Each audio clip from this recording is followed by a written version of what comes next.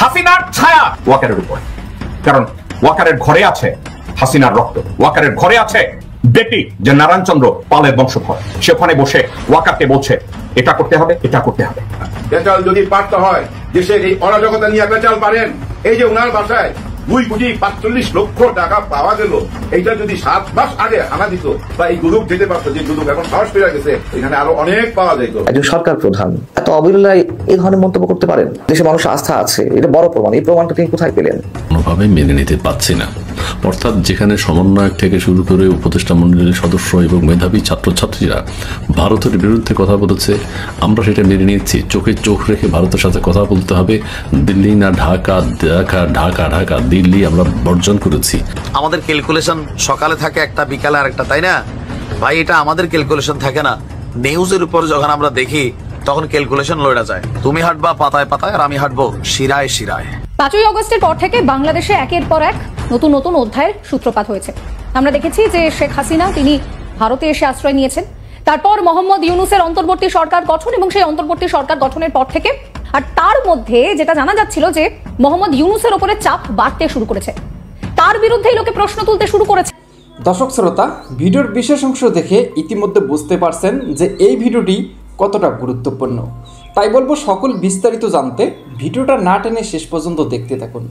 বাংলাদেশের রাজনীতির প্রেক্ষাপটে বর্তমান সময়ে কি ঘটে যাচ্ছে এবং কি ঘটে যাবে সকল বিস্তারিত জানতে ভিডিওটা না টেনে শেষ পর্যন্ত দেখতে থাকুন। আমি এই ভিডিওর মধ্যে সকল বিস্তারিত আপনাদেরকে ধারাবাহিকভাবে দেখাচ্ছি। তাহলে চলুন আগে ভিডিওটা শেষ পর্যন্ত দেখে আসি। চ্যানেলে নতুন হলে অবশ্যই চ্যানেলটি সাবস্ক্রাইব করে নেবেন। মোহাম্মদ ইউনূস তার উপদেষ্টা পরিষদের সদস্যদের জরুরি ভিত্তিতে যমুনায় ডেকেছিলেন এবং সেখানে তাদের একটা জরুরি মিটিংও হয়েছিল, এবং তারপর থেকেই আমরা অপেক্ষা করছিলাম যে কি হয়। তার আমরা দেখতে পেলাম যে প্রধান উপদেষ্টা ডক্টর ইউনূস সেনাপ্রধান জেনারেল ওয়াকারকে তার কার্যালয়ে ডেকেছিলেন। তিনি তীব্র অসন্তোষ প্রকাশ করেছেন। বিশেষ করে দুটি বিষয়ে তিনি ক্ষুব্ধ ছিলেন। প্রথমত হলো যে সেনাপ্রধান এই বিডিআর বিদ্রোহ এবং হত্যাকাণ্ড নিয়ে খুব স্পষ্ট কথা বলেছেন। তিনি বলেছেন যে বিডিআররাই এই আর্মি অফিসারদের হত্যা করেছেন, এই বিষয়ে কোনো ইফ কিংবা বাট নেই, এবং এ ব্যাপারে দীর্ঘ বিচার প্রক্রিয়ার মধ্য দিয়ে এই বিচার কাজ সম্পন্ন হয়েছে। সুতরাং এটি নিয়ে কোনো কিছু করার নেই, এবং তিনি বলেছেন যে এই বিষয়টা স্টপ এবং ফুল স্টপ করতে বলেছেন। এতে ইউনূস খুব ক্ষুব্ধ হয়েছে এই কারণে যে সবাই মোটামুটি জানেন যে বিডিআর হত্যাকাণ্ড, বিডিআর বিদ্রোহ, এই বিষয়গুলো সম্পর্কে সবাই জানেন যে বিডিআর বিদ্রোহ করেছিল এবং তারই প্রেক্ষিতে তারা 57 জন সেনা কর্মকর্তাকে হত্যা করেছিল। কিন্তু ইউনূস সরকার এটাকে চাচ্ছে যে এটা শেখ হাসিনা এর সাথে জড়িত, আমাদের প্রতিবেশী রাষ্ট্র ভারত জড়িত, এরকম একটা নতুন ষড়যন্ত্র তথ্য এনে তারা শেখ হাসিনা এবং ভারতকে বিব্রত ও বিতর্কিত করতে চাচ্ছে। হ্যাঁ, তো কিন্তু সেনাপ্রধানের বক্তব্যের পরে কিন্তু ইউনূসদের এই ষড়যন্ত্র তথ্যটা মাঠে মারা যাচ্ছে। তো সেই অবস্থায় তিনি সেনাপ্রধানকে ডেকে ক্ষোভ প্রকাশ করেছেন। আরো একটি বিষয় হলো সেনাপ্রধান তার বক্তব্যে 2 বার ডক্টর ইউনূসের নাম নিয়েছেন, কিন্তু কোন রকমের বিশেষণ ব্যবহার করেনি। সাধারণত মাননীয় প্রধান উপদেষ্টা কিংবা প্রধান উপদেষ্টা মহোদয় এ ধরনের বিশেষণ তিনি ব্যবহার করবেন, এটাই স্বাভাবিক ছিল বাংলাদেশের কনটেক্সটে, কিন্তু সেনাপ্রধান তাকে সিম্পলি ডক্টর ইউনূস বলেছেন। তো এ কারণেও ডক্টর ইউনূস এবং তার উপদেষ্টা মন্ডলীরা ভীষণ ক্ষুব্ধ হয়েছে। এবং এই দুটো অবস্থা তুলে এবং তিনি যে দেশের সার্বভৌমত্ব স্বাধীনতা বিপন্ন হবে, এই সব কিছু মিলিয়ে ডক্টর ইউনূস সেনাপ্রধানকে ডেকে বলেছেন যে আপনি অবিলম্বে পদত্যাগ করে চলে যান। হ্যাঁ, ইউনূস খুব ক্ষুব্ধভাবে কথা বলেছে জেনারেল ওয়াকারের সাথে এবং ওয়াকারকে পদত্যাগ করতে বলেছে। জেনারেল ওয়াকার অবশ্য তিনি কোনো উত্তর দেননি এবং তিনি চলে এসেছেন। তো এখন এই অবস্থায় জেনারেল ওয়াকারের সামনে আসলে দুটো পথ খোলা আছে। একটা হলো যে তিনি পদত্যাগ করে চলে যেতে পারেন, আরেকটা হলো যে তিনি পদত্যাগ না করে যাতে দেশে তো একটা বিশৃঙ্খল অবস্থা বিরাজ করছে এবং দেশের বর্তমানে যে অবস্থা, এর একটা দায় কিন্তু জেনারেল ওয়াকারকেও বহন করতে হবে। তিনি দায় এড়াতে পারেন না, কিন্তু কারণ 5ই আগস্ট তিনি বলেছিলেন দেশবাসীর জানমালের হেফাজতের দায়িত্ব তিনি নেবেন, কিন্তু সেক্ষেত্রে তিনি সম্পূর্ণ ব্যর্থ হয়েছেন।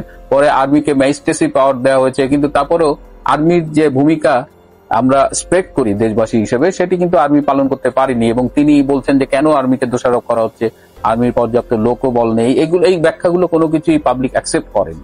সুতরাং তিনি এই অবস্থায় চলে যাবেন, নাকি তিনি যেখানে ব্যর্থ হয়েছেন সেই ব্যর্থটাকে পুষিয়ে তিনি চেষ্টা করবেন যে দেশে একটা স্বাভাবিক অবস্থা ফিরিয়ে আনার, একটা কেয়ারটেকার গভর্নমেন্টের আন্ডারে একটা ফ্রি অ্যান্ড ফেয়ার ইলেকশন করার এই সিদ্ধান্তটা নিতে হবে। এবং আমি এর আগেও একবার বলেছি যে জাতির এই ক্রাইসিস মোমেন্টে জেনারেল ওয়াকারের সামনে একটা দারুণ সুযোগ এসেছে।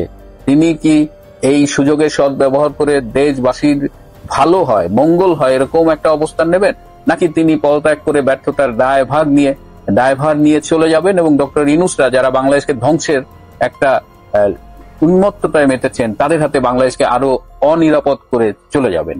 সুতরাং আর পদ্মার আড়ালে কি হচ্ছে না হচ্ছে এটা আমাদের চাইতে জেনারেল ওয়াকার অনেক বেশি জানেন, কারণ জেনারেল ওয়াকার নিজে এই খেলার একটা বড় পার্ট। সুতরাং জেনারেল ওয়াকারের সামনে ঐতিহাসিক ভূমিকা পালন করার সুযোগ আছে, তিনি করবেন কিনা এটা তার ব্যাপার। এবং দেশবাসী কিন্তু তার দিকে তাকিয়ে আছে, তার মুখের দিকে তাকিয়ে আছে এবং তার পেছনে কিন্তু এখন দেশবাসীর এই প্রত্যাশার বাইরেও ইন্টারন্যাশনাল সাপোর্ট গুলো কিন্তু কাজ করছে। আমি বলেছি যে বাংলাদেশকে নিয়ে যেসব ইন্টারন্যাশনাল স্টেক হোল্ডার্স আছে তারা কিন্তু জেনারেল ওয়াকারকে অনেক ইন্ডিকেশন দিয়ে ফেলেছে। এখন এই এত ইন্ডিকেশন পাওয়ার পরেও জেনারেল ওয়াকার কিছু না করে বসে থাকবেন কিংবা তিনি অবশ্য তার ক্যারেক্টারিস্টিক্স যদি আমরা দেখি তিনি কিন্তু খুব স্ট্রং পার্সোনালিটির লোক না, এবং তার আর্মির ক্যারিয়ার আমি এর আগে তাকে নিয়েও একটা এপিসোড করেছি এবং আজকেও আমি তার সম্পর্কে অনেক ইনফরমেশন পেয়েছি। তো এই ইনফরমেশন গুলো কোনো কিছুই তাকে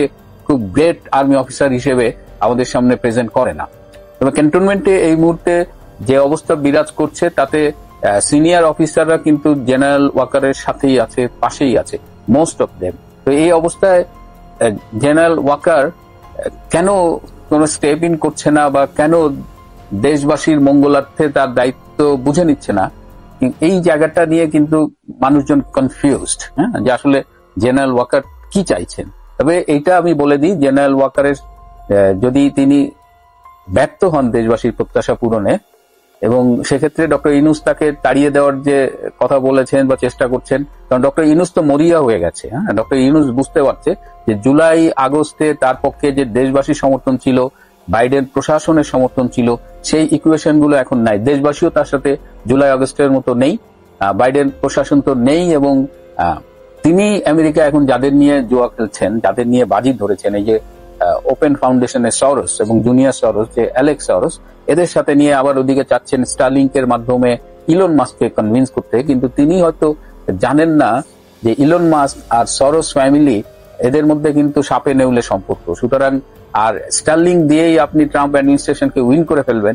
এছাড়াও ডক্টর ইউনূস যেহেতু উনি পশ্চিমা কালচারে অভ্যস্ত এবং আমেরিকায় ওনার গ্রামীণ আমেরিকা আছে, উনি কিন্তু আমেরিকার প্রচুর ডলার ছিটাচ্ছে, ওনার গ্রামীণ আমেরিকা এবং বাংলাদেশ সরকারের টাকা সে নানানভাবে চেষ্টা করছে ট্রাম্পের আশেপাশের মানুষকে পারচেস করতে, বাই করতে, কনভিন্স করতে, সে নানানভাবে চেষ্টা করছে। এবং সর্বশেষ দেখলাম সে কলকাতায় 11 সদস্যের প্রতিনিধি পাঠাচ্ছে সে মমতা ব্যানার্জিকে কনভিন্স করার জন্য। মমতা ব্যানার্জি আপনারা জানেন যে পশ্চিমবঙ্গের তিনি যে নির্বাচনে জয়লাভ করেন তার মেইন ভোট ব্যাংক হলো মুসলিম ভোট ব্যাংক। মুসলমানদের মানে প্রায় সব ভোটই সে পান। আবার এই পশ্চিমবঙ্গের মুসলিমদের সাথে অনেকের সাথে আবার এই জঙ্গিদের একটা কানেকশনের অভিযোগ আছে।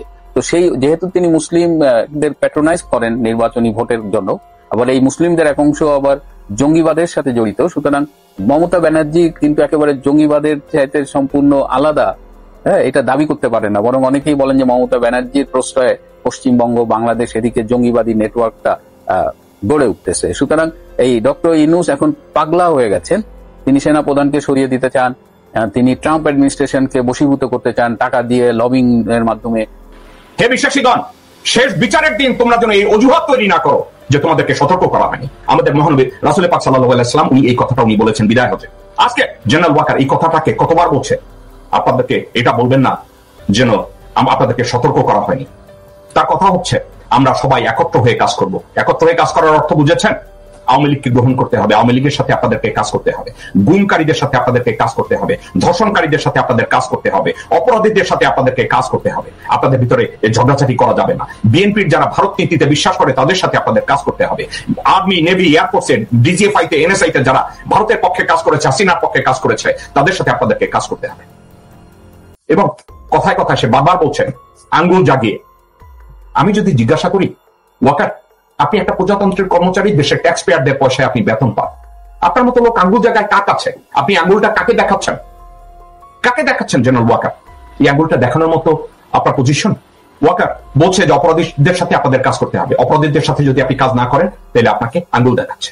সে আঙ্গুল দেখাচ্ছে, আপনাদেরকে ওয়ার্নিং দিচ্ছে। হাসিনার কথা মনে আছে? হাসিনা কি বলছিল? বাংলাদেশে এমন কোন শক্তি নাই যারা আমাকে মোকাবেলা করে, আওয়ামী লীগকে ক্ষমতা থেকে সরায়। খেয়াল আছে? জেনারেল ওয়াকার এখন সেই আঙ্গুল দেখাচ্ছে। তাহলে কি হাসিনার ছায়া ওয়াকারের উপরে? কারণ ওয়াকারের ঘরে আছে হাসিনার রক্ত, ওয়াকারের ঘরে আছে এক বেটি যে নারায়ণচন্দ্র পালের বংশধর। সেখানে বসে ওয়াকারকে বলছে এটা করতে হবে, এটা করতে হবে। তার সাথে হাসিনার প্রত্যেকদিন কথাবার্তা হয়। আজকে ওয়াকার আঙ্গুল দেখাচ্ছে আর বলছে বিশ্বাস করুন। অর্থাৎ একটা মিথ্যাবাদীকে লোকজন কেন বিশ্বাস করবে? কেন একজন মিথ্যাবাদীকে বাংলাদেশিরা বিশ্বাস করবে? আমাকে আপনি বলেন। যেই লোক মিথ্যার উপরে দাঁড়িয়ে আছে, যেই লোক নিজে একজন অপরাধী, যেই লোক নিজে একটা গাদ্দার, যেই লোক ভারতের কাছ থেকে সুবিধাবাদী একজন দালাল, সে আপনাদেরকে আঙ্গুল উঁচে ওয়ার্নিং দিতেছে। আমাদের রাসূলের কথাটাকে এই হারামজাদা তার ক্ষমতায় টিকে থাকার জন্য আপনাদেরকে বলছে। বলবেন না আপনাদেরকে হুঁশিয়ার করা হয়নি? জেনারেল ওয়াকার, এই কথাটা আমাদের মহানবীর উক্তি, আমাদের এই কথাটা পবিত্র একটি কথা। এই কথাটার অপব্যবহারের জন্য আপনাকে তো জুতা পেটা করে ওখান থেকে বের করে দেওয়া উচিত। কিসের ওয়ার্নিং দিচ্ছেন আপনি? কাকে আপনি ওয়ার্নিং দিচ্ছেন? আপনি বলছেন কাজ করতে, আপনি বলছেন হানাহানি মারামারি বন্ধ করতে। হানাহানি মারামারি যারা করে তারা আপনার ছত্রছায়ায়। আপনি কাদেরকে হানাহানি বন্ধ করতে বলছেন? আপনি শেখ পরিবারের কাউকে আপনি গ্রেফতার করেন, আপনি এগুলো কমপ্লিট করেন। 626 জন অপরাধীকে আপনি ছেড়ে দিয়েছেন। জেলের যতগুলো আওয়ামী লীগের লোকজনদেরকে ধরা হয় তাদেরকে বিহাইন্ড দ্য সিন আপনি ছেড়ে দিচ্ছেন। ছাড়ছেন না পয়সা নিয়ে বা পয়সা ছাড়া হাসিনাকে ব্যাক করানোর জন্য। আপনি তো এখন আপনার আসল চেহারায় ব্যাক করছেন। এতদিন মিন মিন মিন মিন করেছেন, এখন ব্যাটা হয়ে গেছেন। রাওয়ায় গিয়ে ওই আব্দুল হকের পাশে দাঁড়িয়ে, ওই ভাওড়ার পাশে দাঁড়িয়ে। এদেশের রাজনীতিবিদদের আসলে আমরা কতটুকু বিশ্বাস করতে পারি? আমরা কি দেখছি, পর্দার অন্তরালে কি কি হচ্ছে? আমাদের ক্যালকুলেশন সকালে থাকে একটা, বিকালে আরেকটা, তাই না ভাই? এটা আমাদের ক্যালকুলেশন থাকে না। নিউজের উপর যখন আমরা দেখি তখন ক্যালকুলেশন লড়া যায়। গতকালকে পর্যন্ত বিশ্লেষণ করছিলাম যে জামাত ইসলাম এবং এনসিপি মানে ছাত্রদের যে জাতীয় নাগরিক পার্টি, তারা জোট বাঁধবে এটা আমরা শিওর ছিলাম। কিন্তু আজকে দৈনিক মানব জমিনের একটা ফিচার দেখা, এটার তথ্য দেখা মনে হচ্ছে যে কোনো সময় বিএনপির সাথেও জোট বাঁধতে পারে এনসিপি। আশ্চর্য হচ্ছেন না ভাই? রিপোর্ট দেখলে আশ্চর্য হবে না। তথ্য নিয়ে কথা বলছি। তবে ছাত্ররা একটা সুবিধাজনক অবস্থানে চলে যাচ্ছে। জামাতও এদেরকে চাবে, বিএনপিও চাবে। ইভেন নেগোসিয়েশন হচ্ছে। 100টা আসন চাইছিল ছাত্ররা এই দলটা লঞ্চ করার আগে বিএনপির কাছে। বিএনপি 5-7টা বলছিল। দল লঞ্চ হওয়ার পরে বা আগে পরে আরেকটা নেগোসিয়েশন চলছে। 20 থেকে 25টা সিট ছাত্রদেরকে ছাইরা দিতে চায় বিএনপি। এমন চাঞ্চল্যকর তথ্য দিয়েছে দৈনিক মানব জমিনের একটা রিপোর্ট। ভাবা যায় বিএনপি তাহলে কারে ভয় পাচ্ছে? তারা ভয় পাচ্ছে যে ছাত্র, জামাত, চরমোনাই, হেফাজতে ইসলাম, খেলাফত আন্দোলন, আরো যে শক্তিগুলো আছে তারা একজোট হলে বিএনপির ধাক্কা বানিয়ে ফালাইও দিতে পারে। এই ভয় কি তাহলে বিএনপির মধ্যে ঢুকছে? আমি কিন্তু এটা ভাবি নাই। আমার এতগুলো নিউজ দেখছেন, এখন তো দেখতেছি ঘটনা উল্টো। জামাতও তলে তলে ছাত্রদেরকে দলে ভিড়ানোর চেষ্টা করতেছে। আমি গতকালকে দিয়েছিলাম নিউজটা। আর এখন থেকে বিএনপি এই খেলায় কানেক্টেড। ছাত্ররা নিজেদের অবস্থানটা বুঝা ফেলছে যে আমরা এখন রসগোল্লা সবাই টানবে। আচ্ছা আসুন দেখি ঘটনা কি। জাতীয় নাগরিক কমিটির ব্যানারে শিক্ষার্থীদের কর্মসূচির উদ্দেশ্য ছিল সব রাজনৈতিক দলমতের মানুষের কাছাকাছি পৌঁছা, নিজেদের গ্রহণযোগ্যতা বাড়ানো। একই সঙ্গে রাজনৈতিক দল এবং নির্বাচনী জোট নিয়েও তারা ভেতরে ভেতরে আলোচনা চালিয়ে গেছেন। অনুষ্ঠান আনুষ্ঠানিক আত্মপ্রকাশের পর জানা গেছে। দর্শক শ্রোতা, আশা করি সকল বক্তব্য আপনারা মনোযোগ সহকারে শুনেছেন এবং বিস্তারিত বুঝতে পারছেন। তবে আজকের বক্তব্যগুলো শুনে আপনারা কি বুঝতে পারছেন অবশ্যই আপনাদের মূল্যবান মতামতগুলি কমেন্ট সেকশনে জানিয়ে দেন। বর্তমান সময়ে অনেকে মন্তব্য করতেছেন ডক্টর ইউনূসের কারণে দেশের আজ এই পরিস্থিতি। ডক্টর ইউনূস সহ সকল উপদেষ্টা এবং সমন্বয়ক ষড়যন্ত্র চালিয়ে নতুন একটি দল গঠন করেছে এবং সেই দলটি ক্ষমতায় যেতে চায়। তারা চিরস্থায়ীভাবে বাংলাদেশের যাতে ক্ষমতায় থাকতে পারে ঠিক সেই রকম ষড়যন্ত্র করতেছে। ঠিক এই ধরনের মন্তব্য অনেকেই করতেছেন। দর্শক শ্রোতা, ইতিমধ্যে আবার অনেকেই মন্তব্য করতেছেন ছাত্রদের যে দলটি রয়েছে এই দলটি কোনোভাবে এগিয়ে যেতে পারবে না, নিমিষের মধ্যেই শেষ হয়ে যাবে। দর্শক শ্রোতা, এই বিষয়গুলো নিয়ে আপনাদের যদি কোনো মতামত থাকে অবশ্যই মূল্যবান মতামতটি কমেন্ট সেকশনে জানিয়ে দেবেন। তো এরকম আপডেট ভিডিও পেতে চ্যানেলটি অবশ্যই সাবস্ক্রাইব করে নেবেন। তো ধন্যবাদ সকলকে, নেক্সট ভিডিওতে দেখা হবে। আল্লাহ হাফেজ।